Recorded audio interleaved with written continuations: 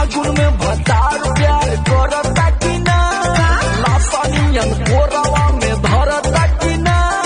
सुना ना बोला कब चेत कब पट सन्ना ले क्या कर बट पलंग होले या मैं रात भर हिलावता रे हो गाल काटे कच कच चोरी फुटक के करा से ले हब सवार भतारे आई है होली के बाद।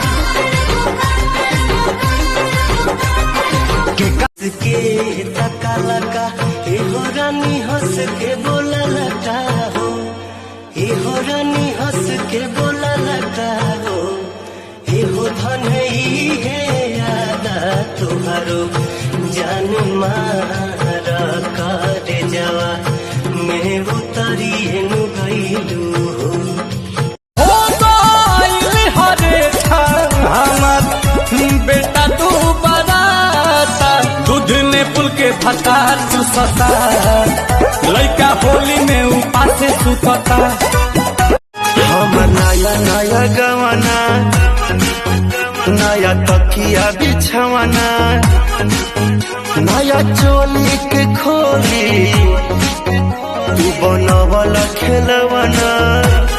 बैगनवा तोहार अब काम न करी, अरे खुजली भाली बैगनवा तोहार अब काम न करी, मजा जब पैबू बबुआन से गोर। मकई के रोटी पर सरसों के साग देवरन के फूल झला होली में भात होला।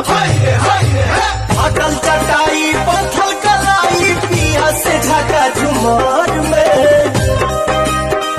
होली में भौजी तक हो जेली भंटा कहे देवर जी हो डालो 4 घंटा।